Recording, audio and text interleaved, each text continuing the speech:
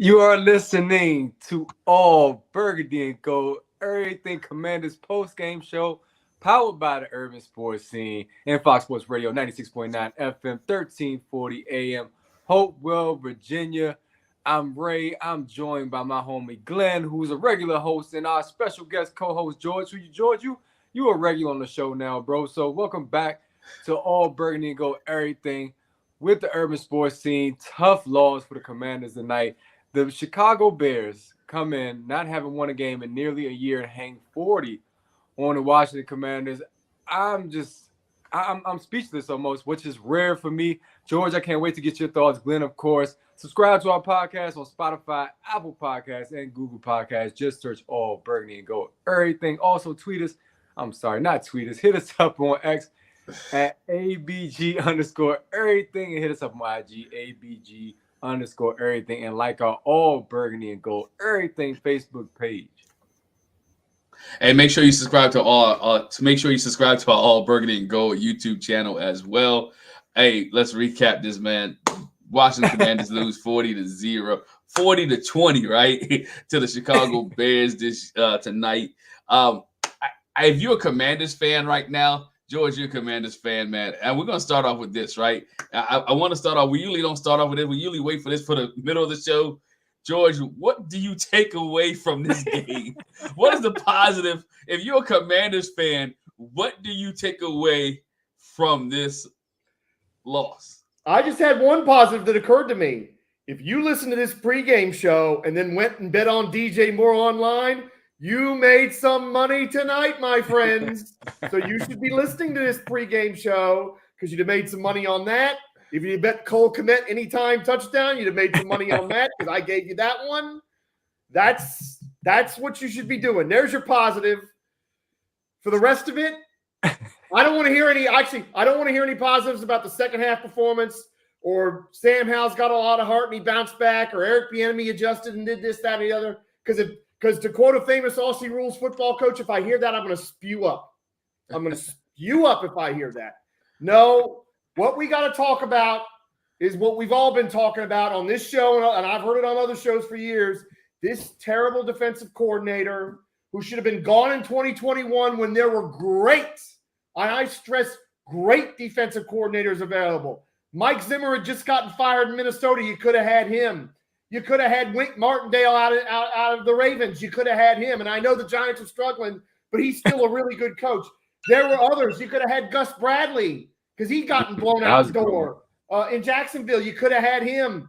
There were so many really great defensive coordinators, and Ron Rivera is going to be out of a job, whether it's in the next few weeks or at the end of the season, and all his buddies are going to be going with him because he couldn't make that decision in 2021. He couldn't see that Jack Del Rio does not get the best out of this talent, does not maximize it. Yes, Chase Young did a lot of wrong things out there tonight. And Emmanuel Forbes got cooked in every way imaginable. And it went from medium rare all the way to well done. And that's all fine. That is all fine. This coordinator does not know how to coach this talent, does not know how to use it. He should be fired tonight because I really don't care who replaces him at this point because can it get any worse? You just gave up 40 points to a team whose quarterback's been called a bust, who was feuding with his offensive coordinator a couple of weeks ago and blaming him for his struggles, to a team whose coach was about to get fired if they lost tonight. That's what people were saying, is that Matt Eberflus was getting fired. And you gave up 40 to them, and as Glenn rightly points out, they nearly went a calendar year without winning a game. They lost 14 in a row. And I think you even mentioned it on the pregame, Ray. Washington was the team that the Lions broke their losing streak against when they had their long losing streak after the 0-16. And I cannot believe we're here again. I cannot believe it. It wasn't even conceivable to me Sunday afternoon when the Bears lost that they would come in here and win. Was not even conceivable. This is one of the worst primetime performances, and we've seen them all. Larry Donnell getting 3 touchdowns for the Giants when the Giants came in here, and Kirk Cousins was seeing ghosts. In Dallas, giving up 50, whatever. This is right up there with some of the worst ones we've ever seen. And it just goes to show you this coaching staff, with maybe the exception of Eric Bieniemy, needs to be completely cleaned out. So does front office. So does upper management. Flush it all, Josh Harris, and start over, because there is a decent roster here, yes, but these coaches stink. All right, George, you mentioned prime time. I still got to ask you, did this loss become worse because this game was in prime time? Oh, absolutely. There's no question, because, again, everybody that turned on their Amazon Prime tonight, or well, maybe not at the bar because they might not have the audio on, or watch their little illegal stream on whatever website you want to think of, they all heard it. The Bears have lost 14 in a row. They're in turmoil. This has happened. That has happened. This is going to happen to them. You know, the fans are in revolt. And they got worked by that team. They got worked for all but maybe one quarter. The back, you could say, the third quarter, basically. They outplayed them the third quarter, Washington, and the very early part of the fourth. And the rest of the time, they got smoked. They got absolutely smoked. So it's absolutely worse than that. Because, again, what's worse than losing to a team that's lost 14 in a row on prime time? Hey, George and Glenn, we've been talking about this since week one. This team often comes out lacking energy. They often come out flat, and that's on the head coach, Ron Rivera. He's responsible because it starts with him. And then Jack Del Rio probably shouldn't have been here. That should have been Ron's decision to let him go, like George alluded to already. But I want to go to something that head coach Ron Rivera said after halftime when interviewed.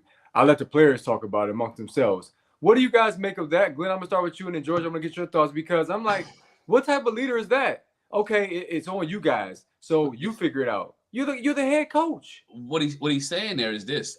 What he's saying is this. The plan that we have should work, but you guys will mess it up. he putting it back on the players. What he's saying is, that's what he's saying. Think about this way. You got to look at it defensively.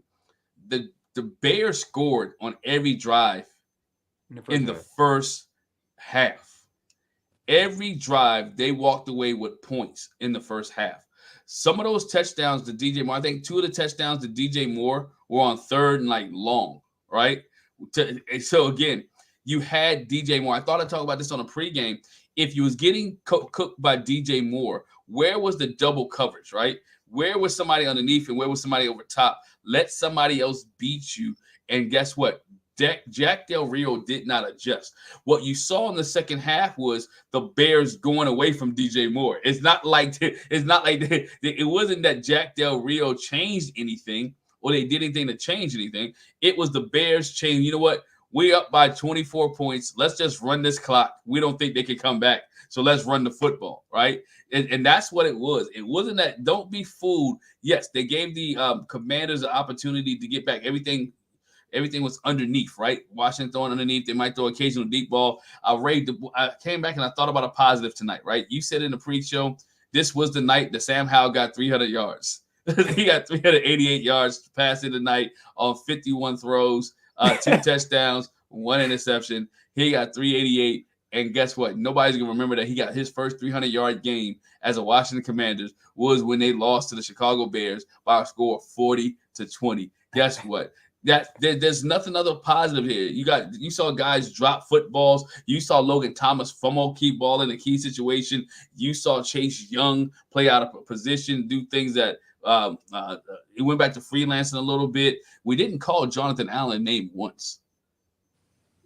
Can you imagine? You didn't call his name once, right? All those, and then let's see. And Emmanuel Forbes is going to get blamed, but it wasn't all Emmanuel Forbes. Some of that was Kendall Fuller. I put it this way. I'm gonna put it the way kids on the street, Scott. Get it. You can get some, you can get some, you can get some, you can get some, and everybody got some tonight. And DJ Moore told each of them, y'all can come get it. And every one of them, if you go back and watch the tape, got some. And DJ Moore has highlights on every Washington corner tonight. DJ Moore's got the Infinity Stones. He cooked all the starters, and he cooked Danny Johnson, and doggone Fields missed him. Or he had a 4th TD. And by the way, DJ Moore, the Bears have been around for almost 100 years. They're one of the oldest franchises in the NFL, 2nd biggest receiving game by a Chicago Bears receiver ever, for one of the oldest franchises in the NFL. That's what DJ Moore did tonight. You know what I'm gonna blame? I'm gonna do this. I'm gonna blame Wole because he was at the game. It's his fault. That works for me. That works You for know me. what? Sorry, I Wayne. thought, Under the I bus thought you about go. that, but let's go there, Glenn. I appreciate you bringing that up because it was a sold out house tonight, and you saw social media. Everybody who was there and those who were covering the game said, "Man, this crowd is raucous. People are fired up." I saw people tailgating, cooking. Fans were prepared for a beatdown. When you saw the score predictions, I saw one score, 42-7 Commanders is what the prediction was. George had that prediction. People thought it was going to be what the Bears did to the Commanders. That's what we thought the Commanders were going to do tonight. And primetime, they laid the egg. So what is your message to the fans? Typically, I try not to agree with fans. I think they're irrational. I see people saying, fire them, they're trash. But tonight, how can you argue with any fan feedback? George, what's your message to Commander Nation, my friend? Well, let me tell you. Did you hear the Let's Go Bears chants in the fourth quarter? Because I heard them. I heard Let's Go Bears chants. I Halftime, heard too. Let's Go Redskins, but that's a whole nother story. I heard Let's Go Bears chants multiple times. So the behavior, we're not there yet. What do I say to Commanders fans? I say this. You know, do the old and namaste and all that, and then say, we have a new owner. We have a new owner. We have a new owner. We have a new owner. This season's a victory because we have a new owner. And we got to give him a chance. That doesn't mean, look, if you don't want to go to the games after that, I don't blame anybody for saying, no, I'm going to wait till they're actually reformed and better. But give this ownership a chance to get this right, because they inherited this coaching staff and front office. They didn't get the team at a time when they could have made changes. You know, the NFL dragged its feet just like they did the last time Washington was sold, don't forget. And Dan Snyder dragged his feet because he didn't want to go at first, and then he was trying to be too greedy. So that's why we're in this situation. So that's all I would say to Commanders fans is give this ownership a chance. Don't be totally out. If you're going to be out for the rest of this year because you hate this coaching staff, I am not going to argue with you. Not at all. But give this ownership a chance. They're doing things at the stadium. The stadium experience is a lot better. I'm seeing that all over my social media. I don't know about you guys. And we're going to have a new stadium at the end of this decade, hopefully, that's going to be in Washington, D.C., hopefully. So give this ownership a new chance. That's all I would say. That's all I can tell Commanders fans after a night like tonight. George, I appreciate that because, Glenn, did you – go ahead. I'm going to let you jump in, Glenn. I just want to say real quick, pregame. George, you may have missed it, but there was interviews with Mario Bowser, Darrell Green, and Doug Williams, where you're basically selling this fan base on a potential move back to the district, on why fans should come back. Darrell Green said, if you left, come on back. Man, and then that happened. Go ahead, Glenn, though. Jump in there, man. Speak to the fans, bro. Is this something that the Commanders can bounce back from, right? Prime time, they're 2-3, right? They're 2-3. Is this something that the organization with this coaching staff can bounce back from, or is Ron Rivera really right now on the hot seat? Ron Rivera deserves to be on the hot seat, if you ask me. I believe they can bounce back because it's still early in the season. And if you ask some predicted they would be 1-4 about now because some had the first two games as losses. So you can bounce back, but Ron Rivera deserves to be on the hot seat because look at his record. Look at the year the team made the playoffs. Look at the record then. So I believe he should have been on the hot seat. We talked about that in the offseason coming into this year because we don't know football like Ron Rivera and Jack Del Rio. We simply don't. They're better football minds. However, we called what was going to happen before the game. How don't you prepare for that? Also, the running lanes were wide open. I didn't understand that at all. You have all of this talent on defense. You have all of this talent on offense, and it's befuddling. All the stuff we're talking about, better stadium experience, new ownership. You got the Magic Johnson effect. You have just more appeal. You guys compared it to Colorado before the game. Compare this team to Colorado in terms of fanfare and attention that this team is receiving. Ron Rivera is dropping the ball big time. You are on the verge of losing this fan base, the little bit that's left, and the ones that came back. So you better get it together, or you better start packing your bags. And then where do you go from there? Does EB get promoted to head coach? Because Sam Howell made some throws tonight. I'm thinking to myself, Heineke couldn't have made those throws last season. So you have the right guys, I think, offensively. It's just what's going on with the team's energy? Why are you coming out so flat? And then why is it taking you to get down 27-3 at halftime for you to come out in the third quarter and look like you got some fight? I just don't understand it at all. Ron Rivera's on the hot seat, definitely. I wouldn't be shocked they make a change after this game. I would. I mean, if you're going to make Eric Bieniemy the coach now, that's fine. But again, he can't be absolved here in the sense that the offense, they had 87 yards at halftime against the worst defense in the NFL. The worst by nearly every measurement you can think of. With a defensive coach as the head coach, they had the worst defense. It was 304 to 87 at halftime. Sam had no idea out there. And they could not handle the blitzes and all this other stuff. And you're like, Eric, what's going on here? 7 carries. Brian Robinson had 6 carries for 10 yards at halftime, which is never a winning formula for this team to have that few carries. So here's what's got to happen. and Wole's, of course, he's correct. But here's what's got to happen.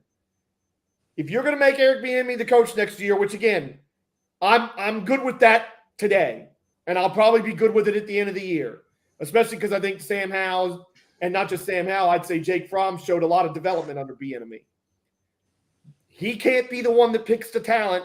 There has to be a real general manager who picks the talent and says, Eric, what do you need? I need this, this, and this.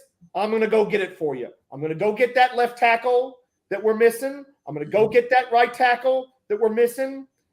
I'm going to go get a center because, again, I a lot of people like Nick Gates because he's a dog and all this. I haven't been impressed with Nick Gates. I've seen a lot of rushing come. I've seen a lot of guys coming up the middle and either hitting Hal or getting him out of the pocket. I'm going to go get you some linebackers because you need them. We need a personnel department that knows what the hell it's doing because, I've said it after other games too, and I'm going to say it here. This personnel department, which is Marty Herney and Martin Mayhew and all of Ron's pals and Ron, this cake was baked then. And sum it up this way. You look at the Eagles last week. I'm going to go back to that for a moment. I guarantee you Howie Roseman didn't walk in the draft room that night thinking he was going to take Jalen Carter because he probably thought there's no way in the world Jalen Carter is going to be there at 7. And guess who was there at 7? So did he say, I'm going to stick with what my plan was? No, I'm going to take Jalen Carter because that guy is a monster and a wrecking ball. And look at that defensive line that they've got. Washington is dead set on Emmanuel Forbes. They absolutely love Emmanuel Forbes. Christian Gonzalez, by consensus, the number 2 corner in the draft, drops to 17. It shouldn't happen. Do they pivot and say, you know what, we got to take Christian Gonzalez. We didn't think he was going to be there. No, we're going to still take Emmanuel Forbes. And you just, I'm sorry, it's not good enough. Emmanuel Forbes is freaking 160 pounds, soaking wet with a brick in his pocket, and he looked like it tonight. He couldn't make tackles tonight, George. He missed tackles. He didn't put no body on people. DJ Moore, they're like, DJ Moore should be called for OPI. Look at that and tell me that's offensive pass interference where the ref's going to see it. Yeah, he shoves him. It ain't much of a shove because how much of a shove do you need to get Emmanuel Forbes off of you? DJ Moore's probably got Emmanuel Forbes about 30 pounds, at least. Come on. In his neck alone, right? In his neck. Yes. And man, I'm trying to tell you, bro. And we just got another comment. Glenn, you can pull it back up. I know it says fire the DC. Of course, fire the head coach and defense coordinator. Need to go. We all agree at this point that change needs to happen. It probably should happen mid-season, considering you have new ownership. I would not be shocked at all if something dramatic were to happen. It makes it worse because this is a Thursday night. Now you have over a week to talk about this. And I'm a Falcons fan. People know that who watch this show. I'm worried that Washington is a trap game for the team I root for now. I always thought that Washington – I'm serious. Washington, to me, has a talent. We know the talent is on the team. But after this, and the players are going to have to hear about this for, the next week?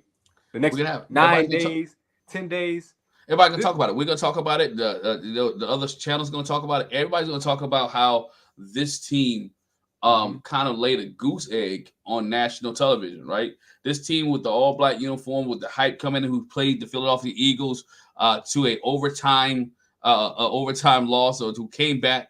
And, everybody's sitting at home thinking this team could come back. And let's be honest, this team almost came back tonight, right? I mean, not giving them credit. They almost came back tonight. It was the Bears were trying to do everything to give it back to the Washington Commanders, right? The Bears went into prevent defense early in this game, right? Up by, as I mentioned earlier, they're by 24 points, right? Washington down field. Without the missed field goal and the missed 2-point conversion, this team actually has an opportunity to pull another rabbit out of their hat. But again, what we be saying? Same thing. Ray, you text us, right? Even if they come back and win, there's a lot of concern. Yeah. Even if they would have won tonight's game, I think we all will be still saying the same thing. It was a lot of concern. We talked about it on the pregame show. Who do you want to have the ball first?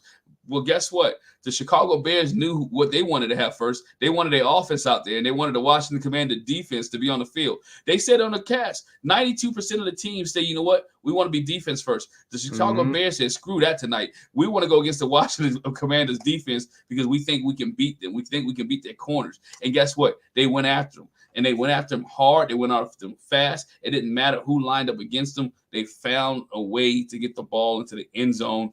And I mean, we should have knew Washington should have known they was in trouble. The first time Justin Fields dropped back to throw, and DJ Moore was wide open, you're like, oh crap, it's a long night here because he was really wide open. Bears were 6 on third down in the first half. Okay, fellas, Sam Howell is the most sacked quarterback in the league. Behind him was Justin Fields, but yet in the first half, you couldn't get to him. Why is that? Is Jack Del Rio not dialing up enough blitzes? Is he not aggressive enough? Is he too conservative? I want to hear your thoughts. The dark cloud is still here. Yes, indeed it is. Super Chef, salute my brother. I totally agree. This fan base, like I said, this is the temperature of the fan base. I encourage people on X to come over and vent. Keep on coming. We want to get your thoughts, but also we want to talk football because there was a lot of missteps by this team tonight. A team, again, that's so talented, and you feel bad because guys like Terry have been living through this. Never blitz. We never blitz. Absolutely. Why is that? I saw blitzes at the start of the third quarter when you already down 24. But you can't blitz when you getting toasted, right? You're getting blitzed up because again, when you bring in your linebackers, then they're gonna hit stuff underneath. When you blitz and you sit in the house, that leaves Justin Field run lanes, right? And you're trying to get linebackers to shadow him and cover him. The outside guys sometimes were going too wide. Justin Fields were coming underneath. Just be honest. The Bears offensive coordinator had Jack Del Rio in this defense on skates tonight, right? He had him on skates with what he was calling, the way that he was calling plays, the way he was doing, what the formations they was getting. Man, you had Herbert, right? Herbert looked like he was an all-star running back tonight. I'm like, this dude is 4-5. If he didn't get hurt, can you imagine how many yards? Because he was gashing him. They was gashing him in the run. They was gashing him on the pass. Play action was work, and Justin Field had all day to throw. Wole talked about this last week, right? He said this defense that's supposed to be a bend don't break defense or superstar defense, right? Couldn't get to Justin Field tonight unless he was rolling out of the pocket, and that's where they got their sacks. Chase Young missed about 2 sacks, right? Deron Payne missed 1. So again, it was like they made Justin Fields and this Chicago Bear offense look great because you're gonna watch tape last week. You should have known they was able to score. They scored a lot on Denver. Khalil Herbert, by the way, 10 carries for 76 yards. So Glenn, we're talking 140, 150 if he doesn't get hurt in this game. And but here's the other thing. We got to go back to Jack because it's so terrible. Mm-hmm. He is so predictable. Anybody that has watched tape on this team knows what the first half plan is going to be like because it's the same thing. I'm just going to rush these 4 guys, and we're going to drop 7, and they're dropping 7, and it's 3rd and 9, and there's DJ Moore 10 yards wide open twice in that first drive. And to me, that's why I kind of want him to blitz Glenn because we're dropping 7 and we're not covering anybody anyway. So we might as well sell out to try to get the quarterback and hope to the Lord that we get there in time because dropping 7 isn't going to work either. He doesn't show any different fronts. He doesn't show any different looks. It is predictable. So any offensive coordinator with half a brain should be able to dice this team up because what does Jack do that's different? Hey, that's a great point because did you see the Bears? Did you see how they disguised their blitzes? Sam Howell didn't see it coming. That's called game planning. We got Jack Del Rio, who I'm going to give Big Doug a shout out. He said this coaching staff is arrogant, not just Ron, but him as well. They do not make changes. George referenced that in terms of just talent evaluation. you got to make adjustments. You have to. And we're just not seeing it. And then the demeanors of the coaches drive me insane. Y'all know I talk about that all the time, but I'm not going to go on that front. But the entire fan base is seeing what's happening. And again, these guys are supposed to be the football minds. And I thought the Buffalo game was the lowest point. I told Wole on the other show, I said, you won't get any lower than this. You won't get any lower than the Buffalo games. This is rock bottom. Buffalo, 37-3. You can put it behind you now. You played Philly, played your butt off. Now, this might be rock bottom. This might be. They are debating on X whether this was the worst performance in history of this team. We thought Michael Vick Monday Night Football was that worst performance.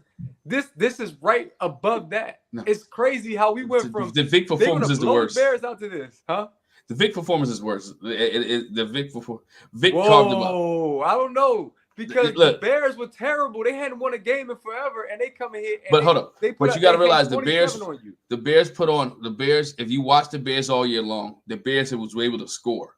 They wasn't able to stop anybody. They've been able to score, and so that was been a problem with this defense. Also, I mentioned earlier, this is what made me disgusted: 29 yards rushing, right? 29 yards, and I understand why, because again, you playing in a hole, you got to come back, so you can't commit to the run. But 29 yards rushing. Okay, who said the dark cloud still hangs over? And you know why I believe that? When the fan base gets a glimmer of hope, Joey Slye misses a kick that could have cut the lead to 7. Oh my, how that would have changed the dynamic of the game if he makes a short kick. But he misses, of course, in classic Washington fashion. He misses. I take you one further. If Sam Howell could have hit Antonio Gibson when he was wide open for the 2-point conversion. Yeah, wide open. Right, wide open for the 2-point conversion. You talk about dark cloud, right? But again, Sam Howell did some positive things with his feet tonight. Don't put this on Sam Howell. I don't want to see fans put this on Sam Howell. He played with heart.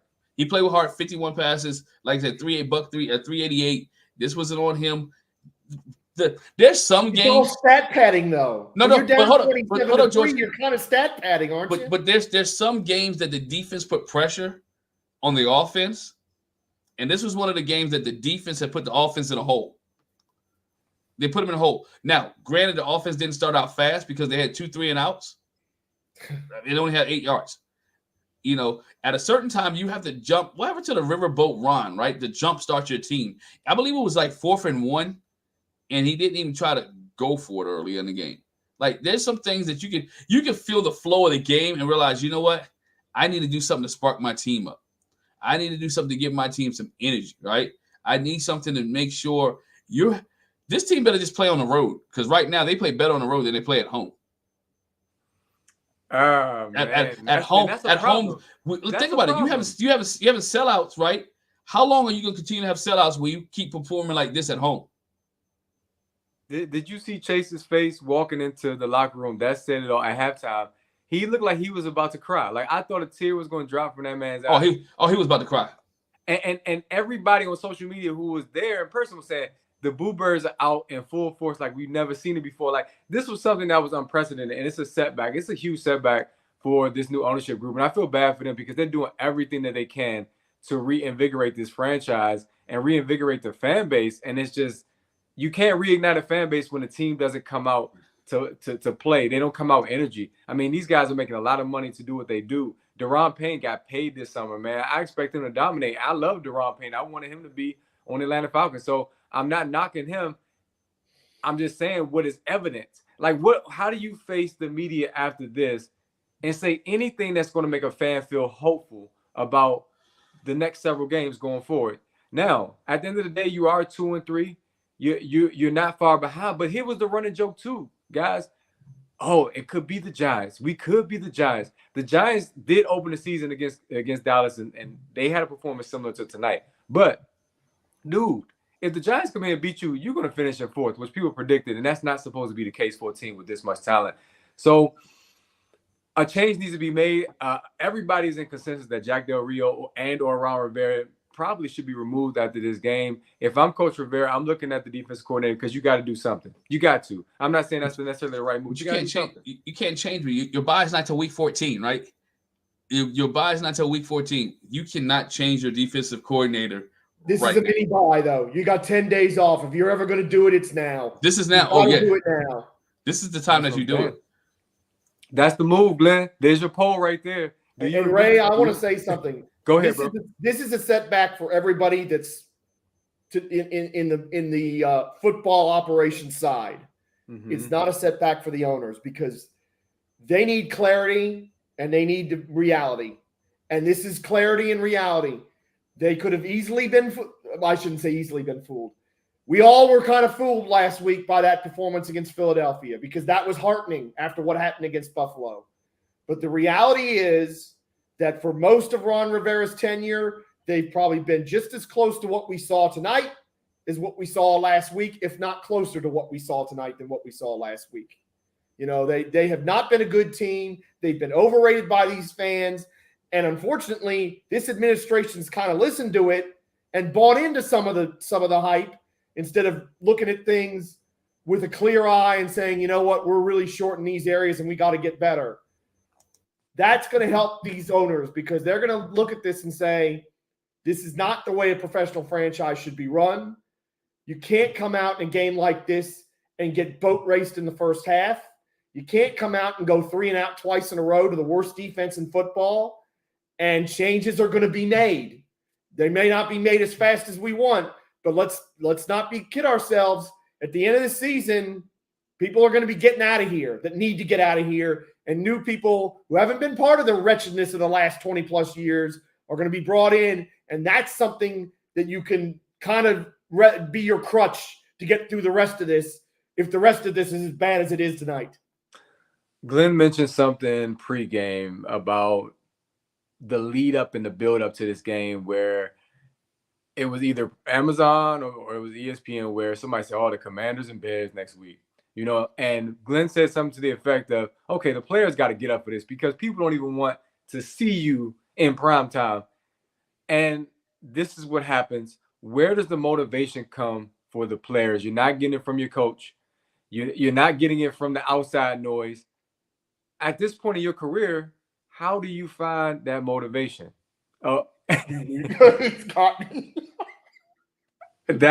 funny. Different years, same trash. Now, see that's where Dan Snyder he's toasting. He got his money, and he's like, people keep talking about me, but it's the same product. So is it really me? Dan Snyder's enjoying this right now. I can guarantee that. But right now, it's not looking too much different. The defense is talented. The offense is too. I agree. I totally agree. Man, potential is a good word, but after a while, people don't want to hear that because you have to live up to the potential. You got to see results. People want to see results. results. You got to get the results.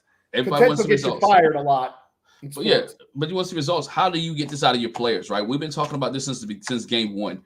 You cannot come out of the gate slow. They spotted the Chicago Bears 27 points in the first half. If you make at least 2 of those stops, right, you might actually win the game or be close to winning the game. Put it this way. I'm going to put it to you this way. The Chicago Bears, can you imagine? There was one of those times they got stopped. The ball goes off goes off Moore's hands. Should have been a touchdown, right? They was in a red zone 6 times. Only cashed in on 3 touchdowns, right? Only cashed in on 3. Literally, it could have been 40-something to 35 to something at the half, right? Fans could have been leaving, going up 95, down 95, 495, 395, 301, Route 4 before halftime had even hit. But testament to the Commanders fans, and I wasn't there. Wole could give us a little bit more. It seemed like most people stayed until late to the fourth quarter because they thought this team could come back, right? Yeah. They had, because the team that's could be able to come back in the last couple of weeks, they thought they could come back. I saw another positive thing I saw tonight was Logan Thomas. Good to see the tight end more involved, except for him dropping, putting the ball down on the ground, that fumble. It seemed as if, go back to the can't get right with the Washington Commanders, when there were some drives where they needed to have a touchdown, something bad happened, right? Something terrible took place. Logan Thomas putting the ball, 3 Bear defenders are on you. Just go down, right? Fight an extra yards. Go out of bounds. Go down. You're not going to break those 3. Go down and hang on to the football right there. But right? that's Logan Thomas. He's got previous with that. We've seen Logan Thomas do this many times. And I'm kind of tired of, well, we shouldn't. Cole Turner's really not ready. I heard that the other week. Cole Turner got 7 targets. That's too many. I'd rather see Cole Turner. Put Cole Turner out there. I don't see him fumbling the dadgum ball. And he's built like an Adonis, for goodness sake. Throw him the ball. Get him out there. Yeah, lost to the worst team by 20 at home in primetime, my brother. Add primetime to that. And primetime to it. You saw a lack of sense of urgency by the defense sometimes. And this is the play that I really knew. You know what? The Washington Commanders are in trouble tonight. It was early on. I believe Daron Payne punched the ball out of the running back's hands. And then you saw 3 or 4 Commanders just standing there like, what are we doing? Like, what's next? And my man thigh landed on the ball. I was like, you know what?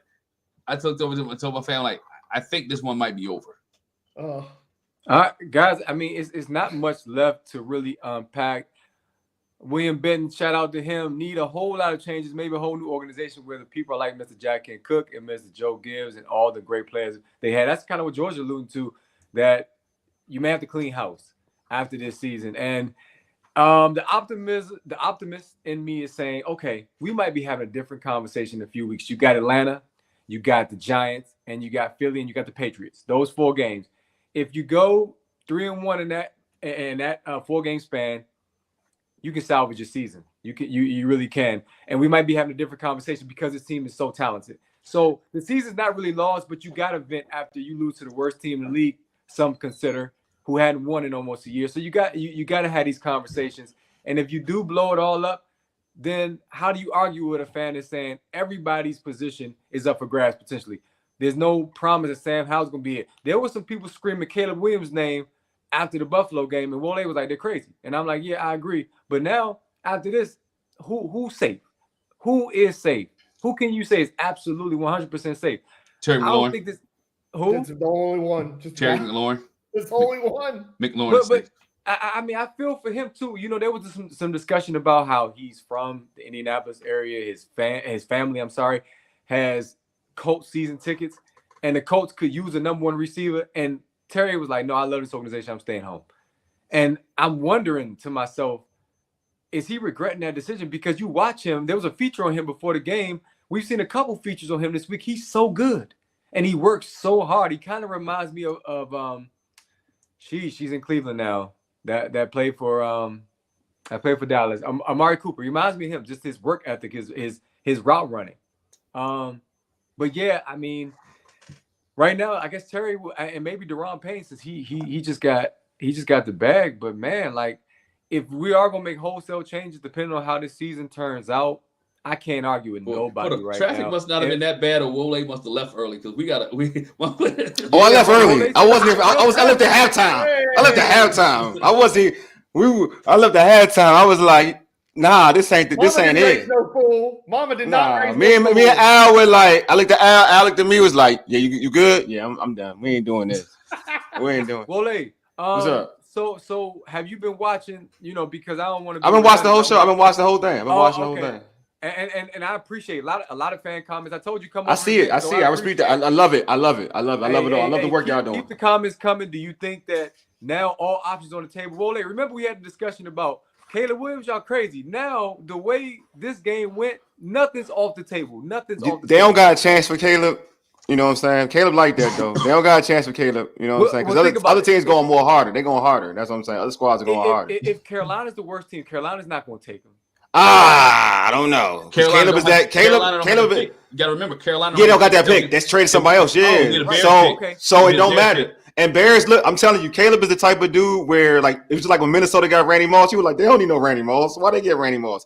Caleb is that dude. Like, you just gonna have to. If your quarterback ain't legit, ain't all the way there, you gonna go with Caleb. So same. If Washington is blessed to get, if Caleb lands to Washington, it is what it is. That's a type of move. But I just don't think they'll be good enough to get him. Okay, be bad enough to get him. Excuse me.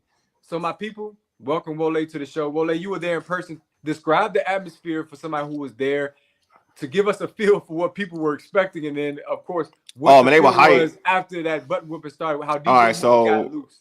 It was hype. It was hype initially, right? Their first drive hit. Something changed, bro. That first drive hit.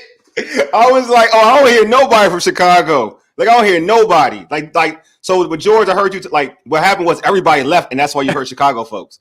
It wasn't that like it was predominantly Commander fans. Then Chicago like started doing their thing. Everybody left.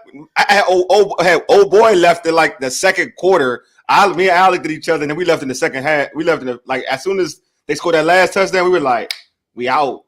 You know what I'm saying? But they were getting booed though. Like they were the boos are real. Like the boos are real. Justice Ryan, good comment. And it goes back to the defense. Wole, you can go on this because you've been talking about the defense for weeks. It's trash. 30 plus points. This is now the fourth game in a row. Also, you give up an opening drive touchdown to the Bears where there was no resistance. Go ahead and vent about this defense, my friend.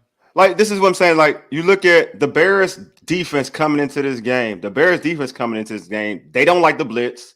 They didn't get a lot of sacks. So what did they do in this game? They blitzed and they got sacks. They don't have a good secondary.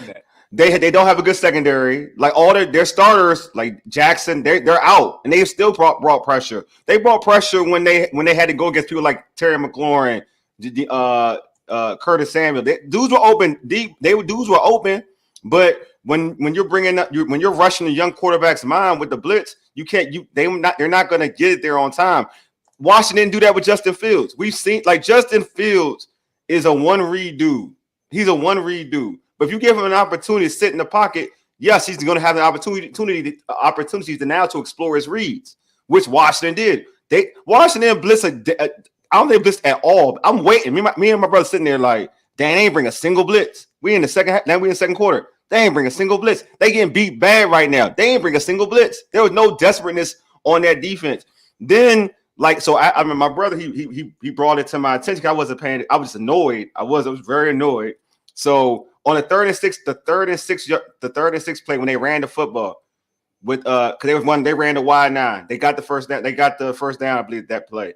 Then on another drive, they ran it. So the Commanders showed the same front. Al comes to me and said they're gonna run the ball. So what you mean they're gonna run the ball? It's third and long. They run that same defense. Justin Fields changed the play and runs the football. They run it with Herbert and got an easy first down because they spread him out. And I'm like, if my brother can figure that out, come on, Jack.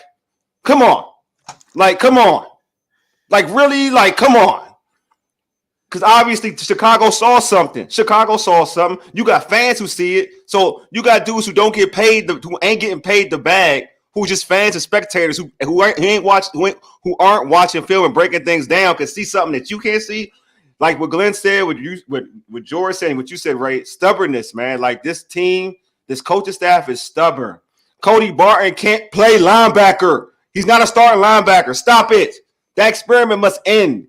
You know what I'm saying? Like Emmanuel Forbes, God bless him. I hope he gets his stuff together as a young man, but he's lost confidence, right? What AJ did to him is confidence. He's lost confidence. As soon as he had the one bad play, it was like, okay, here we go again. It's quicksand. He started to kind of suffocate. So, I mean, I think the kid does need to kind of like chill out, maybe sit him a little bit. Danny Johnson got some burn because of it. So he got the opportunity, but I'm not giving up on Emmanuel Forbes as a player. I'm not going to do that. No. But I do think that, I mean, just like any youngster anybody in sports, once things happen to a point where you have like a negative outcome, yes, you're going to lose confidence. You know what I'm saying? He's a young dude, so he's lost confidence. So it is what it is. Roseanne been on fire tonight. Chase Young, first round pick, not playing like one, supposed to be a leader. He isn't. He just was out of position. He played hard tonight. Don't get it twisted. Yeah, he had some moments, but he was out of position. Like and his stance sometimes. I'm a Chase guy. You already. I'm gonna be like this, but I can't. I mean, look at Glenn. Glenn is waiting. He looking. But I'm gonna say this though. This is the thing. And I'm gonna be real. Like Chase didn't play good, but I feel like we single out one dude. All them dudes weren't good, bro. No, I'm keeping it up. All them dudes. I think we do it. This is my issue with the fan base. Like we just want to find one person and ride with that one person. Like at the end of the day, I love Montez. I love Montez more than Chase, to be real with you. But Montez ain't look good. You know what I'm saying? Like he had the 1 second. Like folks, they weren't dominant. But I'll say this much too.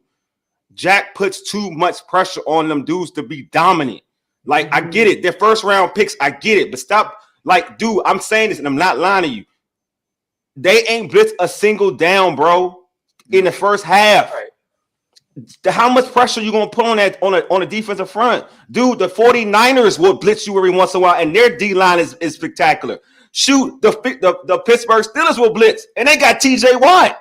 Right. So you telling me that just because you put that much equity on your D line, you don't want to blitz at all. And I'll say this much, Ray and Glenn, even if you don't blitz, you don't even highlight you don't even fake like you're going to blitz. Yeah. You don't bring no linebackers up to show anything. You sustain your base formation and that's it. Because you know his linebacker's not that good. And you don't want to get exposed. You don't want to get exposed. I want to show you a real stat with you guys real quick. We talked about the Washington Commanders, right? And this is we talked about all year long, and we've been talking about it each and every game. Out of the 5 games that the Washington Commanders had played this year, counting tonight, there's only one team that did not score on them on the opening drive, and that was the Arizona Cardinals. Yeah, with a quarterback with newest players. Yeah. Yo, this is no makeup. This is facts. The Washington Commanders have given up points on every drive this year, first drive by the opponent this year, except for the Arizona Cardinals. They gave up a touchdown to Denver, gave up a field goal to Buffalo, and gave up the touchdown to the Philadelphia Eagles on Sunday. They gave up a touchdown tonight. That is not what you call. In fairness to Roseanne, who has been coming through with all the comments, like I said, she's on Friday night. I appreciate the comments, of course. Yeah. Jonathan Allen, a lot of people have been called out. It's not just Chase, but Chase, of course, he stands out. And George, I don't know, and Glenn as well. Wole, you probably missed the halftime show on Amazon, but Richard Sherman was talking about technique. He said, I might as well get out there with my tennis shoes on because he said these guys basically are lacking fundamentals is what he said in short.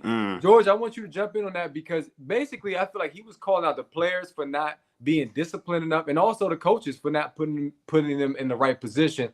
So, George, what's your thought on that? He called out Kendall Fuller specifically, too. He called him out by name. Dang. Oh, okay. I love that because Richard Sherman he's credible. He did it at the highest level. And Richard Sherman knows. Richard Sherman knows. He knows technique. He's been at the very top of the business as a player. He was one of the best corners. He was probably in the top 5 as a corner for pretty much his entire career. He was a 4th-round draft pick. So if Richard Sherman's saying that, I believe it 100%. Yeah. My issue is we talk about stubbornness and inflexibility. What are Quan Martin, Khaleke Hudson doing? They can't get on this field when the guy in front of them are playing like this. Honest to goodness. I mean, at least Danny Johnson got on there tonight. He finally got on there. And, he got burned too. But honestly, if you're giving up 40 points after giving up 37 the week before or whatever it was, after giving up 33 to the Denver Broncos, play some other people. This is I see this in basketball all the time. You're going with the same rotation when it's clearly not working. It's like, well, go into your bench. I'm sorry. Khaleke Hudson needs to be on the field. Quan Martin, unless he's the worst practice player of all time, give him a shot. You drafted him in round 2 for a reason. What you on about? Magic Johnson. He's on X. He dropped the hammer on him. He said tonight the Commanders played with no intensity or fire. We didn't compete in the first half and got down 27-3 heading into halftime. It was too big of a hole to climb out of, and that's why we ended up losing 40-20. I love it, though, because this speaks to the change in regime and how now you got to be accountable. You got to be accountable. A fan for over 57 years want my team to be better. That's dope. I appreciate that perspective. Definitely. Man, you saw the glory days. You saw the glory days. Trade some of those first-round picks. Glenn, good job with the polls on X. We're seeing the defense and Jack Del Rio taking a beating on X right now on these polls. And that's what most people are looking at because it's Glenn that pointed out, and I know other fans did too, but on this show, Glenn pointed out, he said the Bears chose to get the ball first. They were going to march down the field. They knew. They did not respect this defense. Where is the motivation going to come from? I mean, Wole, another thing you missed too, and I'm going to let you jump in. I know you've been watching this, but Coach Rivera at halftime was like, I'll let the players talk. I didn't say anything. Oh, I didn't hear that. I don't know. I know he said that. So, dude, right now, I was busy cursing. I was already on 95, ready to go home. Magic Johnson wanted to go. Magic Johnson, at least he's a basketball player, but he won and he did his thing at the highest levels. He knows how to be successful on and off the playing field, court, whatever. I think he's going to have to be the one to rally these guys, man, because right now in that locker room, it's a fractured locker room right now. It really is. And you know what? I'm so glad he tweeted that out because nobody in that organization that can say boo to a goose to him. This guy, 5 NBA championships, one of the greatest teams of all time, one of the greatest NBA players of all time. Yeah, the greatest. You can't get by with any of that stuff in front of Magic Johnson because it doesn't matter that he doesn't play football. He's been part of a winning organization literally his entire life. High school, college, pros, owns the part owner of the Dodgers. Such a Nothing winner. but winning. Nothing but winning. Except for when he was a head coach. Let's not do that. Let's not do that. His literal entire life, he's been a winner. Yeah, so he knows. He knows when players aren't pulling their weight out there. He knows better than anybody, and not one person's going to go up and say, "Oh, you shouldn't have said that. Are you crazy?" Look at this. Another George saying, "Time for change now. You got 10 days off. Make it now. Do not wait." Listen, I'm riding with everybody now. Like I said, I can't argue with the thing. There's nothing that you can tell me outside of we got to look forward to Atlanta. That's the only thing you can tell me that makes you. You got to read between magic lines, man. You got to read between magic lines because you got to decode this, right? What Magic said tonight, the Commanders played with no intensity. He's blaming. If you don't know, he's blaming the coaches, right? If you do not know, now you know. He is blaming the coaching staff without saying the coaching staff, because the coaching staff is responsible for the players to come out with some intensity, with focus. He said, "Look, they play with no intensity tonight." And guess what? Magic may get it fixed. I'm not saying, would you invest some of your money out of? We don't know how much Magic invested in that $6 billion, right? But I want a return on my investment if I invested some money. And especially in prime time, don't blow a goose egg in prime time, right? This team a couple of weeks ago was 2-0. This team had an opportunity, right? If you look at last week, to win, right? The 2-point conversion they ran tonight, I swear I thought they could have got last week against the Eagles. So if this team is 3-1, right, and they lose tonight, are we still having the same conversation?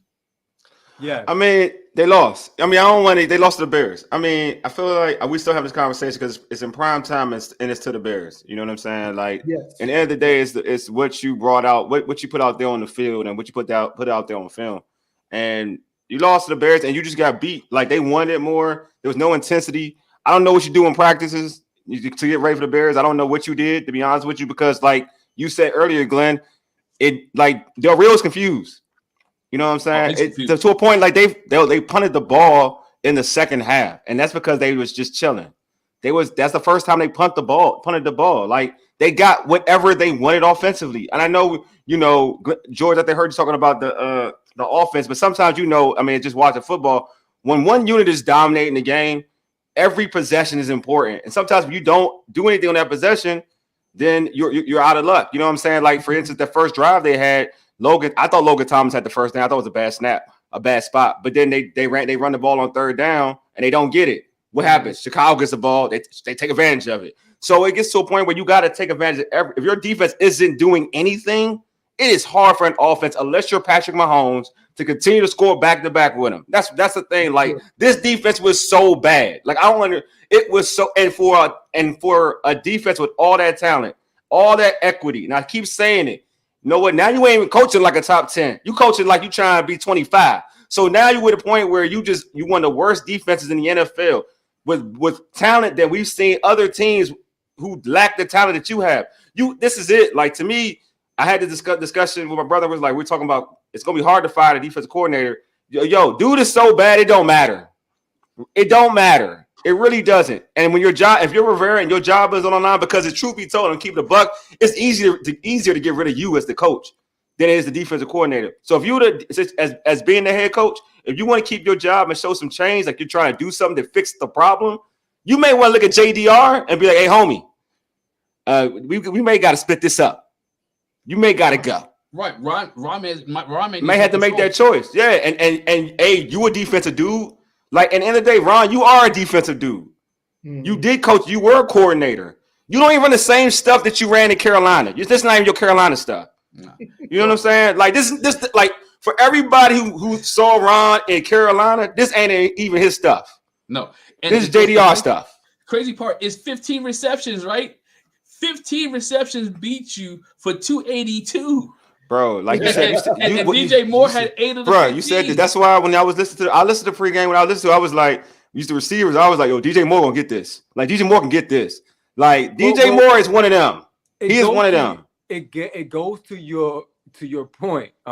Defensive crowd. We know that O-line definitely an issue, man. Appreciate it. The O-line not too bad. Real quick, towards the end of the game, right? A lot of the late sacks, 3 or 4 sacks that was late, team became one-dimensional. They became one dimensional. When you become one dimensional in the NFL, you had to though, because that defense was bad. You had to. You had to. It is true, but yeah, Glenn, you can't really. I don't know. I mean, I guess we'll give you that because this is such a tough night. But what did Wole just say a few minutes ago? He said Justin Fields was a one redo. That's why I said he's going to go to his favorite target. Exactly. Look at that. Fields threw only to 3 people. He was Komet, and it was really Komet for real, and more. That's it. That's it.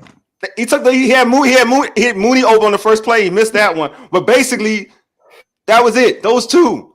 Oh, you know what? Wole, I don't know if I've said it since you've been back on. Now I don't know about ATL putting the smack down. I think that Washington will play better in Atlanta. And Atlanta's, unfortunately, I'm a fan of Atlanta. They're kind of the perfect storm. Wole is everywhere on this joint. I don't know how that happened. All right, see what I'm saying? Wole, you are the curse, man. That's what Blitz said. I said I heard him say that too. But what was I going to say? I was going to say something because I had a thought, and now it's escaping me. I mean, you do at some point. We're going to have to move forward to Atlanta. But from an X's and O's standpoint, I'm going to Atlanta too. I don't want to go to that game. I don't know if I want to go to that game. I don't want to go to that game though. If I'm Atlanta, I'll remember what I was going to say. But if I'm Atlanta, you want to hit the Commanders in the mouth early because they're so fragile right now. Yes, that's the only way. That's the way you get them out of there. You drive down first thing. I would accept the ball and I would score first because if you don't, then hey, listen, then that's when you're gonna get them some confidence. But we said Wole a couple days ago. No, was it a couple days ago? It don't matter. At some point, you can look at it's a short on our YouTube channel, bro. Urban Sports Team. We said it can't get any worse than the Buffalo game. And daggone it got worse. It's worse. Darn right, it's worse. And that's because this team is so unpredictable. It's ridiculous. Where do you go from here? If you're the Commanders, what's the message this week? If you're the coaching staff, I'm gonna tell you what's gonna happen. I told you the same thing about the Eagles. With the thing that Ron does well, and I know folks are angry, is that he does rally his team. His team. He does rally his team. But this is the issue, though. I know it's gonna sound good because they play better in Atlanta. Everybody's gonna feel a little bit better about themselves. But he rallies them. Forget wins or losses. He rallies his team to have a better performance the next game when they usually have a stinker or whatever. But the issue is not even that about rallying your team, right? That's not even the issue. The issue is the issue to me is it's the same trend.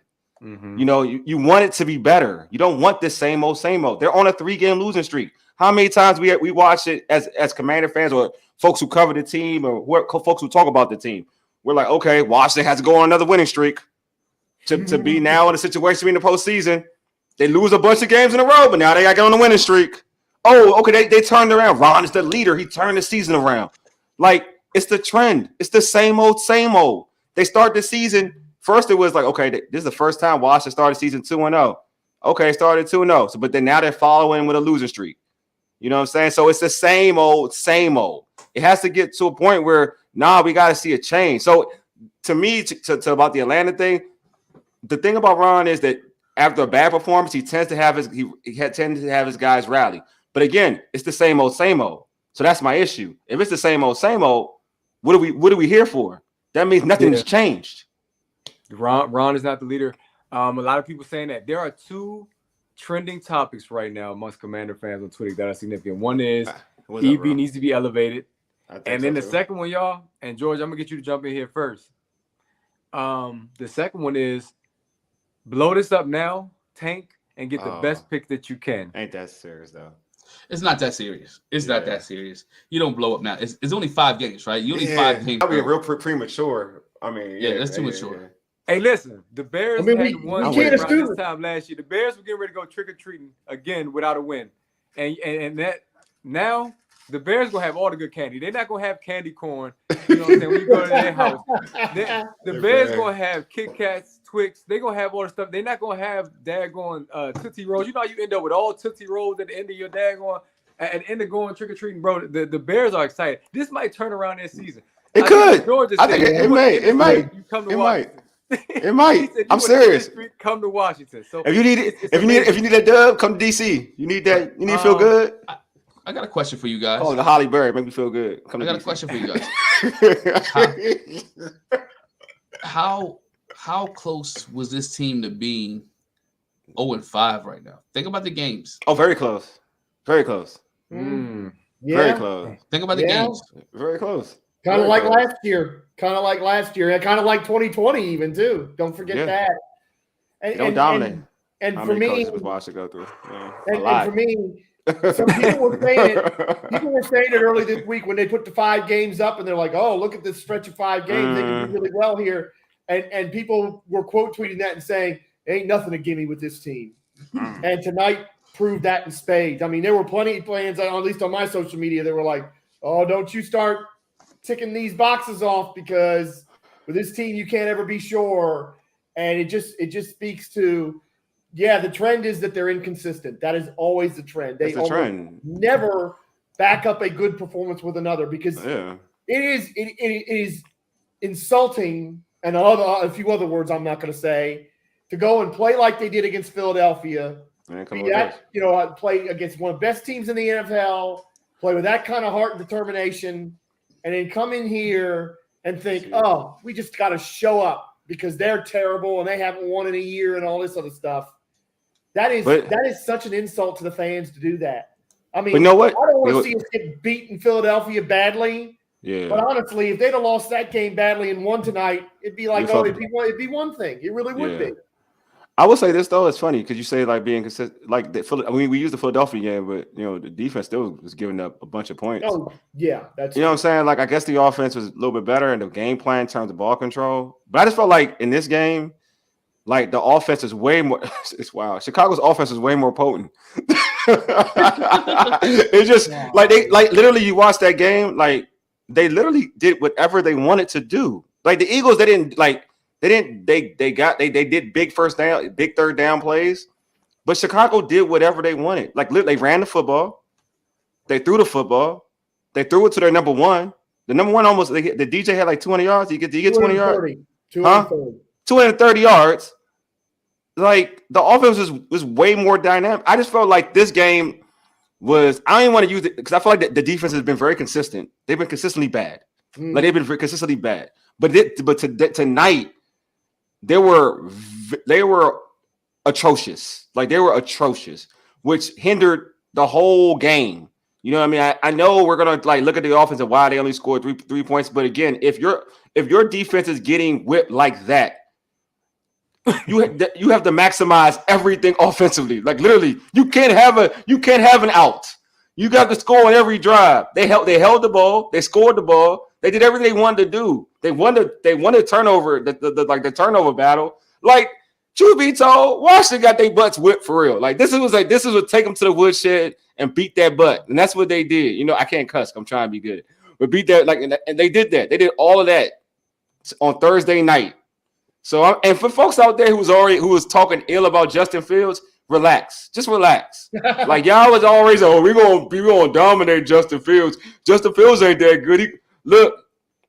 He was a top round pick for a reason. He was a top round pick. He was a top first round pick for a reason. Yes, he struggled, but he has ability, and you saw it on some of those plays. So, relax. I think with by the way, the last time a Bears wide receiver had 3 touchdowns and over 200 yards in a game was 1954. That's from CBS Sports on Twitter. I just saw that. See, NFL leather helmets and stuff. That's messed up, man. George Tunsil, I think it was who posted about players possibly being tired or fed up with Ron. Now, around week 13 last year, the players started to grumble behind closed doors about Scott Turner. They said all the right things leading up to that, and we could be heading that direction with the head coach, which is going to be an issue. However, depending on what you're playing for, we talked about earlier, finding that motivation, the name on your back or that commander's name on your jersey, you got to figure it out.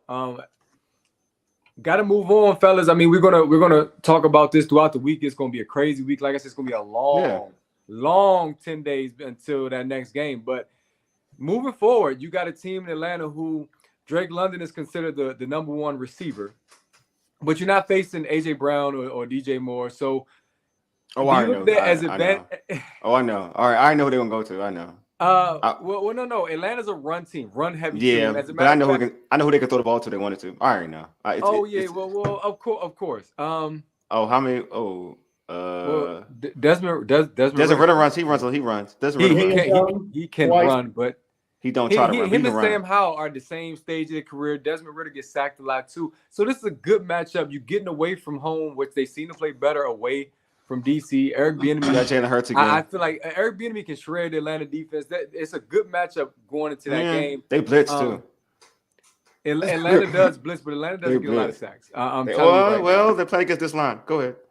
Arthur Smith's coaching is not the best. I mean, they got Kyle Pitts and don't know how to use them. So, I will say this though. You say that now, but he's playing against Washington's defense. No, I mean, we'll see. I'm just saying. I think it's Arthur Smith's not doing a great job down there right now either. It's a combination of things with Atlanta that limits Kyle Pitts. It's not just Arthur Smith. You got to watch Atlanta play to kind of get an idea for what happens. But anyway, in terms of Washington trying to look forward now, I'm guessing that's where you start. You look at where I believe Washington has the advantages. You've been torched by two of the better receivers in the league these past couple weeks. Going to have a breakout game. Exactly. Somebody feeling me. Somebody feeling me. Though, I agree. You have to address the energy and what Magic talked about is the fire, because Arizona came out week 1 and looked like they had way more energy. They came out striking. Agreed. And everybody like, nah, whatever. You know, they were overlooking them, blah, blah, blah. This is now the 5th week in a row. Pitts is going to have his... I agree. This is what Washington does. I don't know why. Look, man, you got to be consistent. They consistently do this. Look, if you're trying to find consistency, that is consistency. That's what they do. That is consistently Washington right there. That's Commanders football at its finest. I don't know what to say, man. There's no way you can move on to try to game plan for Atlanta, because this was so bad that right now nobody can see beyond the fact that drastic changes are needed, and we're sick of this crap. Let me tell you about what you worry about Atlanta. This defense is just trash. I mean, the defense is trash. I agree with you. Yeah, Del Rio is trash. Thing, man. It's gonna be interesting how Atlanta approaches it. Are you gonna just be now? You talk about predictability. Atlanta's the same way. You know they're gonna run, and you know that Jack Del Rio is not gonna blitz. He's gonna put all the onus on the front four to get home. Look, it's gonna be interesting. Look. I'm gonna be no for real. Be honest with you, Justin Fields is predictable.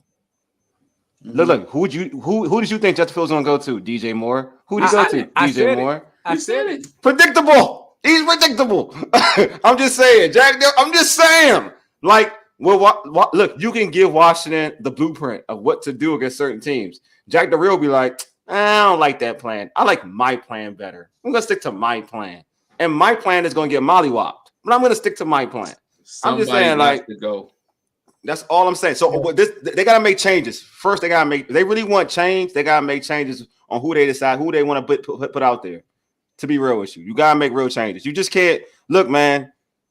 You got Jabril Cox from the Cowboys, play LSU, was a highly touted linebacker. Right. Barton ain't it, bro. Barton just not it. Cody Barton ain't it. Like this. If you watch the running plays, the dude just pitter pats. Like, he don't even try to make real tackles. He waits. He ain't it.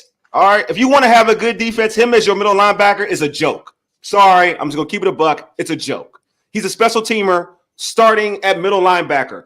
Let me say this again. He's a special teamer starting as your quarterback on your freaking defense. That is a problem. That is a serious problem. You messed up with that free agent signing. It was a bad signing. I don't care. And he can't cover. You're right. He can't do nothing. Look, having him as your freaking starting middle linebacker is trash. It's the dumbest decision Ron and this organization have ever made. Seriously. One of the dumbest. I'm not going to lie to you. He played in Seattle.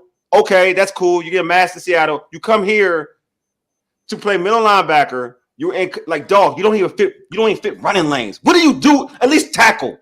One thing, at least be a run stopper. You're not even that. You're not even good at coverage. What do? I know what you do. You get everybody in the right situation. Get them everybody lined up correctly. And your team still gives up about 30+ points a game. You're trash, bro. You're trash. Like, bitch him. You got Khalil Hudson. You got Jabril Cox. One of them dudes got to play. I don't want to see Cody Barton playing more than Jamin. I don't care if Jamin is slow. I don't care he's slow. Amen. I don't want him over Jamin. Amen. Hold up, Wale. So when Chase got singled out, you kind of came to his defense. Oh yeah, you're right. You know what's different though? Cody Barton gives you nothing. He is trash. You're right. Look, Ray. I'm not arguing with you. You're probably right. But I'm gonna say, look, I'm gonna contradict myself. You see how real I am with my stuff? I'm gonna contradict myself. Cody Barton is trash. You can't come. I can't. I will admit, his defense is giving up 32 points a game. He's got to tackle. He's got to make tackles, and that's your job as a middle linebacker. He can't do that. Makes tackles. It's 10 and 15. Yeah, because he can't get off blocks. He can't get off. Hey, I watched it. I saw it. I was like, "What are we doing here?" He saved the touchdown tonight. Yeah. Oh yeah. This is the best. Yeah, he did save a touchdown because he got beat first. hey, look, I'm not even gonna hold you though, bro. I mean, if the Commanders turn around, we can have a different discussion. The 4 of us, the 5 of us, people can join us. It's all Thank good. you, Steph. Thank you, Stephen. You get it. I can't believe he's in the league, man. I can't either.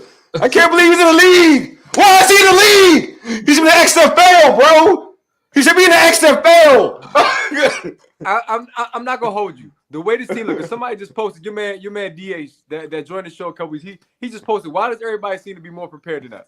Okay, if that's the case, if everybody's gonna be more prepared than the Commanders, why even try? You can't be the 49ers in the playoffs. So you might as well tank and get Caleb back home, bro. Like, forget it. You're not gonna get Caleb, that dog. You're not that bad. Other teams are going harder, bro. Do you not watch this NFL league? Washington's Who's going harder? To get Caleb? Yeah. The Bears won. The Bears was going harder first. They played today. Today played us.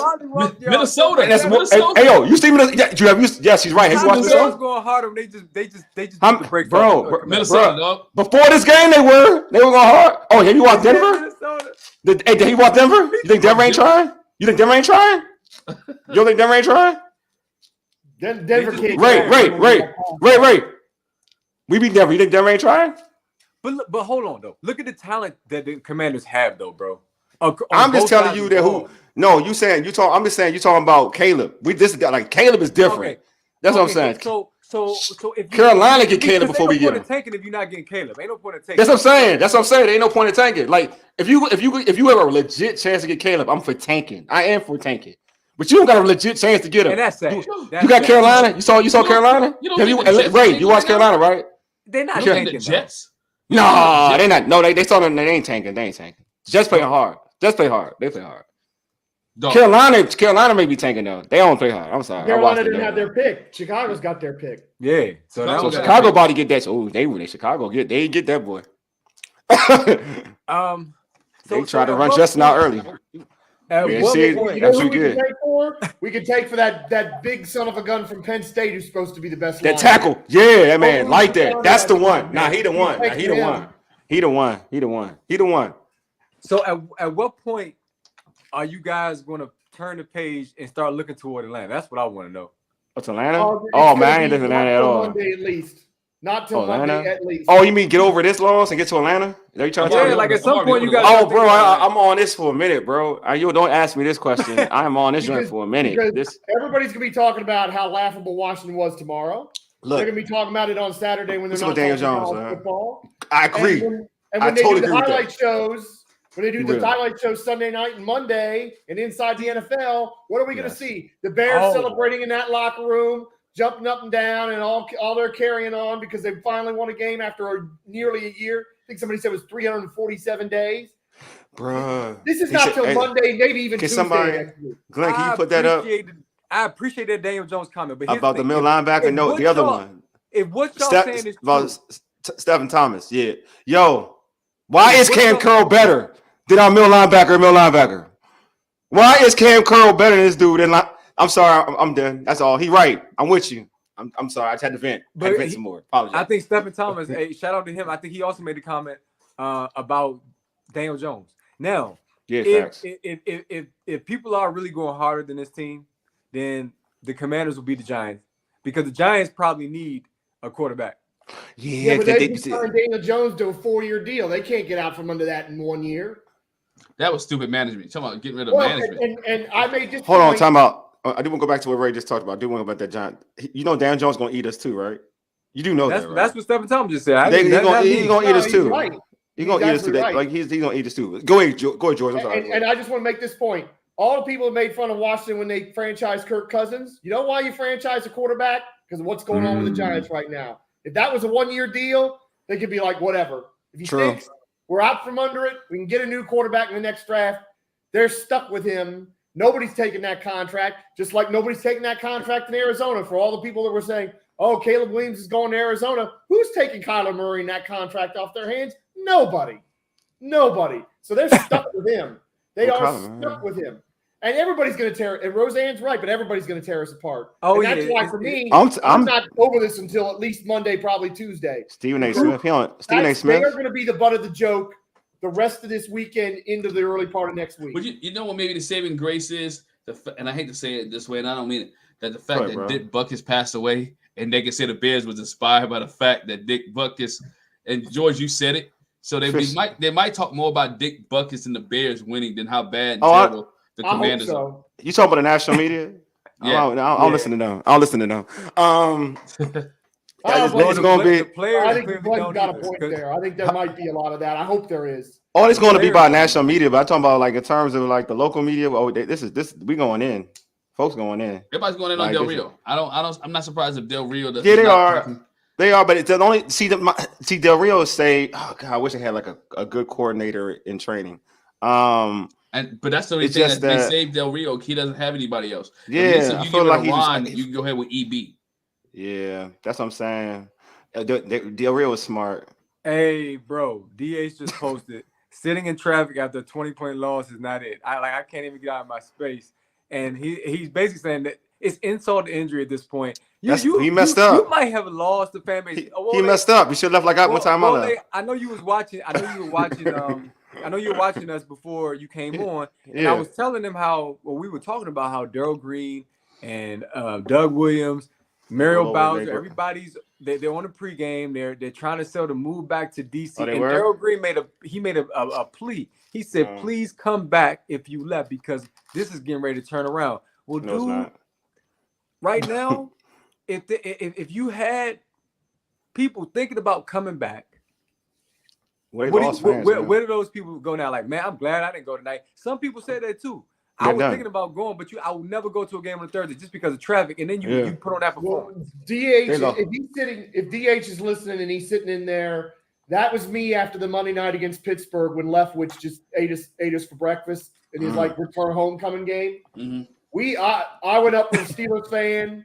We got there just as the gates were opening because we wanted to beat the traffic. I sat in the dadgum parking lot that night for an hour and a half before my car could move. Didn't get back to Richmond until 4 a.m. Don't know how I got back without wrecking the car and killing myself. And I said, that's it. No more. All right. I can't do this anymore. So I know that feeling the DH has got right now. Yeah, absolutely. I got another telling quote, though. I'm on X.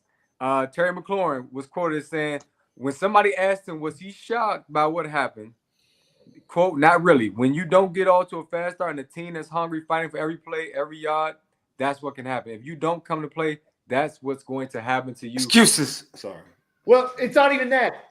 He's right about one thing. The other team's fighting for everything that they've got.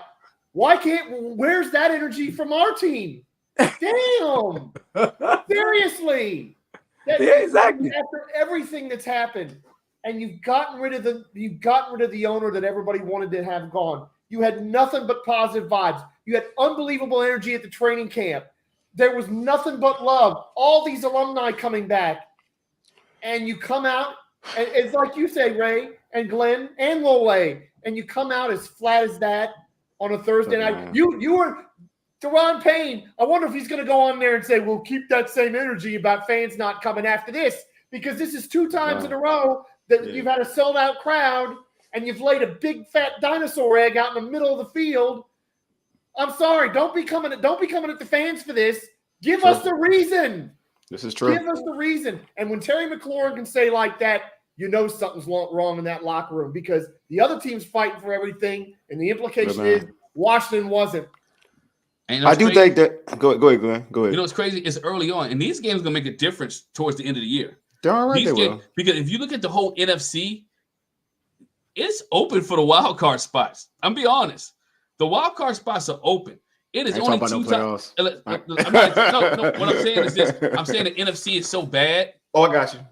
I'm not saying. No, I got you. No, I got you. The NFC no, is so. The NFC is. Don't do it to yourself. No, I'm not doing it to myself. What I'm saying is this: they're only 2 top tier teams in the NFC right now. This is true. That's a true statement. It's only true. 2. Who? Right? Detroit and who else? No, not Detroit. No, the San Fran and Philly. And Philly. Just those 2 teams. I think Detroit's on the come up. But anyway, that's that could be. That's fair. Everything else is wide open. So all these games make a difference. You just lost to a Bears team, which is in the NFC, right? You're talking about just if your goal is no. I get if that. The goal I is get just that go. part, So it becomes the tiebreaker situation. It comes because you're losing the NFC. You're losing the NFC teams. So guess what? I mean, if you look at Ron's track record with this team, it becomes lose games early. And then at the end, try to give the organization some type of hope. Yeah, like I was saying earlier. Yeah, cut your legs out from under you. Yeah, and he don't know, and he don't know tiebreakers either. He don't know tiebreakers either. These players might be getting fed up with it too, because there's another quote that's come out. This is Charles Leno Jr. to Nikki Javala on X that just got posted now. This is Charles Leno Jr. talking about the hit Sam Howell's taken. Yeah, I actually am worried, especially late in the game when the game's already out of hand. I feel like that shouldn't happen. We should take a different route in that aspect. But that's what the coaches want, and they want to show fight. We want to show fight and put some points on the board and show that we're not quitting for anybody. But there does need to be a little bit of smarts involved in that. We need him for the whole season, not just for a game that's already out of hand, in my opinion. But it's Leno's fault. It wasn't out of hand at that point. No, he's right. He was. He's talking about the last drive. He's talking about the last series. Last drive. I will say, look at these quotes that are coming out from these players tonight. They're not. But it's on him. George, hold on. Leno said this. Yeah, Charles Leno said that to Nikki Javala. Thank you, Stephen. Thank you. Stephen is right. That is true. Why would Leno talk? Yeah, like he's like. Fair point. I get he's right. He's right in terms of I know he's trying to say, but he's part of the reason. Like he's right. That's what they're saying. That's what the people are saying. Yeah. Yeah. This is getting worse. It's the fact that we're seeing quotes like what Terry said and what Leno said. Yeah. No, I know you're saying, George. There's something rotten in that locker room. Something's going on. The coaches are starting to get fed up with each other. Is what I'm worried about. I think you got your leaders. Your leaders are fed up. Like Terry going to be fed up because he's busting his butt to give you good product on Sundays. I mean on Thursdays, Sundays, whatever. I think you got your Jonathan Allens, your Deron Paynes. I think especially Jonathan Allen. I'm sure he's frustrated. But it gets to a point where, but some are very loyal. Like Jonathan Allen has been very loyal to Jack Del Rio. The coaches, the players have been. If you hear them talk, how they talk about Ron, they've been very loyal to Ron Rivera. But at the end of the day, like you want change. You don't want to have the same old. And for the last 3 years, now this going to 4, the last 3 years, it's been the same old. There's nothing different. This is what you've gotten. It's the same thing. Like you've gotten this point where you show promise. You show promise, but you start off the season okay, then you go on these losing streaks, and then now you have these poor plays, poor performances, and now it's like okay, now you're trying to get a rally cry to go on a winning streak, and then everybody feels good about you, and then what happens again? The season turns out to be bad. Like you start going on another losing streak, and the season ends. You know what I'm saying? There's something going on, and I'm sure it is. Like no one, if all the hoopla changed we've all talked about it. You change ownership, so you think the morale is going to be automatically better. Now you can focus on football. And you still got the same problem. I'm gonna be frustrated. I'd be frustrated too. Only thing that makes morale better on football teams is W's. Yes. When you take L's, everything gets exposed. When you get L's, everybody start pointing fingers. When you start win game, if they would have won the last 2 games, we wouldn't hear none of this, right? Agreed. You wouldn't hear none of this. But W's make a world of difference, right? L's, you start pointing fingers. And that's what I put it there. 6 sacks a game. At this rate, my man will get sacked. It's 17 weeks into a season, right? At this sack, he'll get sacked almost over 70, 80 times this year. But you already know there's problems because you already benched your rookie, the dude you drafted in the first round. So you already know there's already some issues already on the squad. When you're already willing to already bench your first round pick. 102 sacks. If they stay true to this trend, Sam Howell gets sacked 102 times. Like David Carr didn't get hit that much in Houston. And David Carr was a literal human pinata when he was there. I'm seeing the Mike Singletary GIF on X right now. Can't win with him. Can't with coach him. with him. Okay, coach. Man, that is freaking hilarious. I'm the guy that's like this. The Indian guy with his hands on his hips. That's me right now. God dang it. It's ridiculous. Yeah. It's ridiculous. I think George, you're coping a bit better though, my friend. You know, pre-show I was a little concerned the way you were pacing and all, man. It was kind of concerning for a bit there, but I think you're starting to come to grips with what took place, and now hopefully you guys can process over the next couple of days. But you know what's more important is what the team does in processing this, because right now that's a fractured locker room. And if you don't get that together, then you're going to have a long. I don't know. Ron will be gone soon. I don't know if it's like player to player they're fractured, but I do think that's something to question some of the question the coaching staff. Yeah, I think there are questions. Yeah, I'll go back to what I said at the beginning of the season. I was pretty agnostic about how this season was going to go because we got the new owner, and if it went badly, it meant Ron and the rest of them were gone, and I was fine with that. And I'm very fine with it after tonight. I mean, that again, that's going to be hard to overcome for one of the worst performances of the year. I mean, we laughed at the Giants. We laughed at the Giants when they got walloped 40-0. Oh, this is worse than that. This is right up there with that, if not. This is worse than that because of the team you play. This is worse than that. On X right now, people are saying this is the worst primetime loss in Guy's history. I agree. Glenn Thomas said it was the big game. I love Vic. I think that Eagles team was elite, though. No, the Eagles team was elite, so that's why it was different. Okay, what makes this one worse? Is it because of the fact that they showed promise just a few days ago? No, because they lost to the Bears. They got blown by the Bears. That's like getting blown. Look, man, for real, like real talk. We said all the time. You got blew out by the Bears at home, and truth be told, the Bears were the team that was crippling into that game. They weren't healthy. Like this, at real talk. This is a worse game. This is worse than that Vic game. Like, if you watched that, you didn't know what Chip Kelly and Vic were going to do in that game. Because Chip Kelly, you saw him in Oregon, you ain't know what was going to happen in that game. And then you said, oh, dang, they fast as I don't know what. And that was a playoff team. This is a Bears team that arguably an 0-4 Bears team, bro. An 0-4 Bears team coming to your home and go up 27-3 on you. I'm going to tell you how. Because, again, you said it about Arizona's coach because you're starting to like him. Oh, I like him. Right? And we're going to say it, right? You might have said it too. But you got to look at this. It goes back to coaching, right? These dudes got guys coming into Washington and say, you know what? I agree. These coaches, look, the Bears coach was like, you know what? I probably get fired in the morning anyway. What I got to lose, right? He said, you may get benched in the morning. You ain't got nothing to lose. So guess what? He had those guys in the backup saying, guess what? We have nothing to lose, but let's go play football. And Washington came in playing tight, man. And that was a problem. They scored 40. Okay. So to the Bears. Change may happen. Like I said, it's the consensus. But you know who I want to see personally? Jason Wright. Oh. Where is he? He always like to get on X when certain things are good. But let me see. I want to hear you now. I want to hear the pep rally talk now, my dude. All black night. I don't care if it's HBCU night. We ain't coming, bro. Like, don't even try it. They could try to sell us on anything. Like he goes radio silent when things get bad. He gone, dog. No, Jason. Here's the problem for Jason Wright.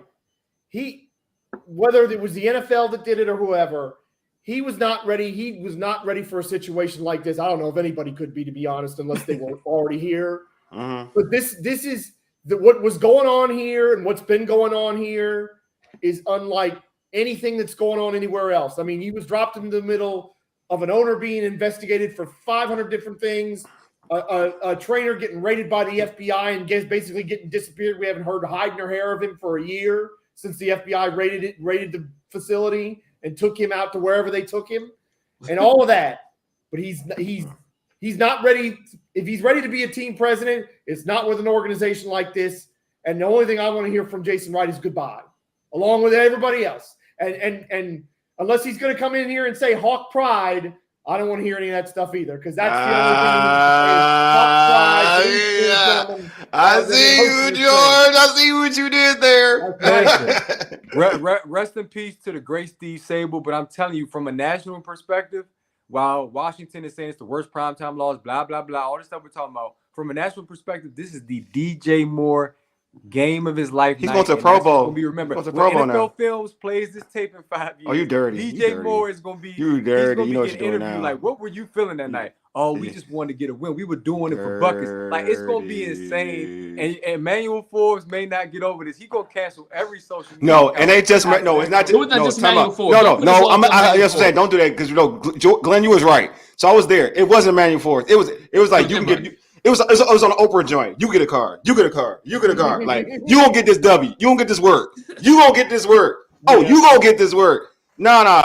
DJ was on that thing like, nah, you ain't it. St. Juice, nah, you ain't it. Kendall, you ain't it. I got a positive though.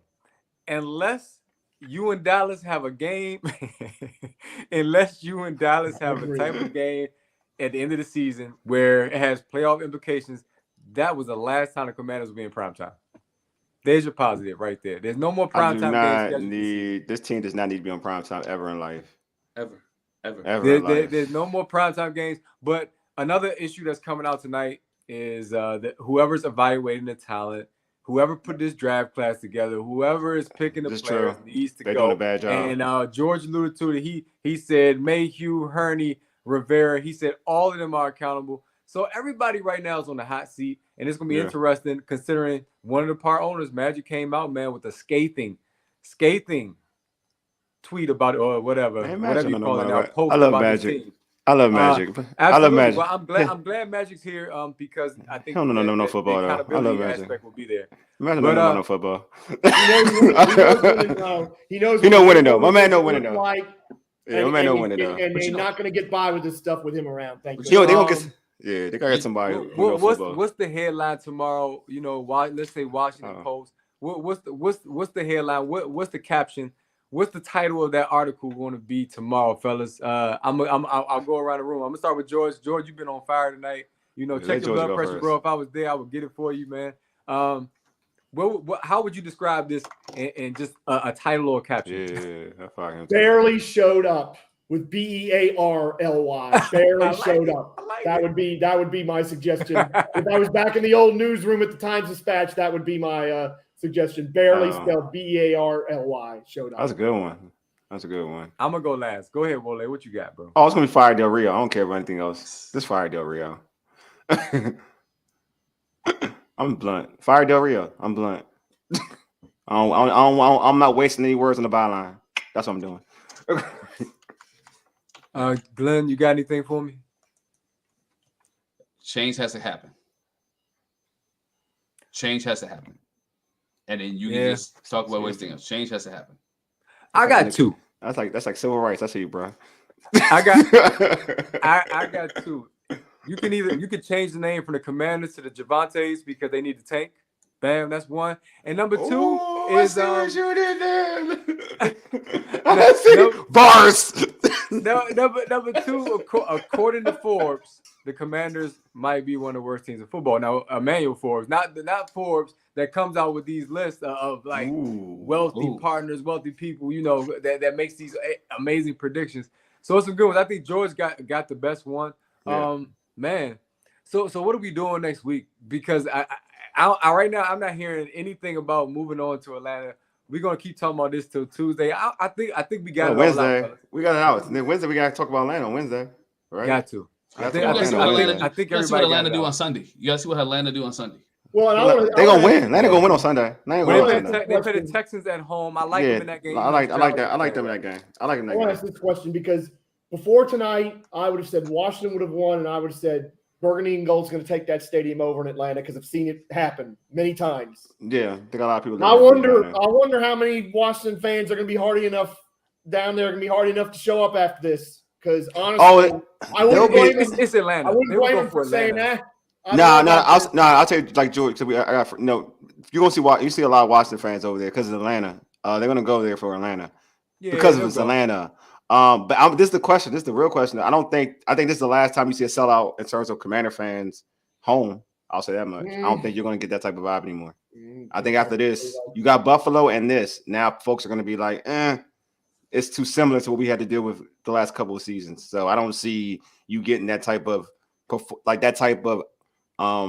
environment again because you know, we talk about change or whatnot, but it hasn't really changed. You know what I mean? Like you're still getting bad performances at home. So why would I want to spend my money to come to a game to watch this team underperform or not perform well at all? So I wouldn't do that. So I think the days of seeing FedEx filled out like that, won't happen until something changes in terms of going on a winning streak or whatever. But I don't think right now in the near future, I don't see that happening right now. I really appreciate everybody for showing up. People, the fans, the people came out, and I love all the comments. I mean, everybody who made a comment tonight is appreciating. It's accurate because there's nothing positive you really can take from this game. You know, it's hilarious that we mentioned Sam Howell going for over 300 yards for the first time, but DJ Moore went for almost 300 yards receiving. That's wow. That is wow. You know, we were talking about fantasy advice, man. Whoever had DJ Moore tonight, they already won. They already won. Great start. They already won. If you had DJ Moore tonight on your fantasy team, you ain't losing nothing. You better not lose. You better not lose this week, dog. But I appreciate. Like I had Sam Howell and Curtis Samuel though. They kind of did help me. Washington defense. Stephen Thomas, salute, bro. You talking about Bieniemy? There's a lot of people on social media right now saying Bieniemy needs to be the head coach, and they think this ship could get going in a different direction. But we will see. Time will tell. The Commanders still have plenty of time to turn this around, and maybe we'll be having a different discussion in a few weeks. But by that Patriot game, man, you want to make sure that you're somewhere around 500. We will see. As I said, time will tell. But while you add and subscribe to this podcast on Spotify, Apple Podcasts, and Google Podcasts, just search All Burgundy and Gold, everything. Also, hit us up on X. I got to get used to saying that at ABG_everything, and hit us up on IG at ABG_everything. And, of course, check out our All Burgundy and Gold Everything Facebook page. A lot of y'all are on Facebook tonight who are chiming in. So, yeah, man, tell your friends about us, share us, like, all that good stuff. Like I said, we appreciate you. And make sure you subscribe to the YouTube channel. If you're on YouTube right now, like and subscribe, man. It's growing. It sucks that we had to have such a great dialogue tonight with you all after such a bad loss. Hopefully, we can do this after some wins. But listen, one thing I'm going to say, two things. Glenn and George, do not ever compare this to Colorado again. And number two, Glenn, do not ever call this offense prolific, because then you're going to lose your card. Whatever type of card that is, your football knowledge card, because it's not a prolific offense. Nothing should be said about this team that should even be remotely said close to this being prolific or the greatest show on turf, fun and gun. I don't want to hear none of it. I'll take Spurrier's offense right now before this. Oh, don't do that. That's not no. It's a joke. That was offense is not losing the football games. You got to realize this.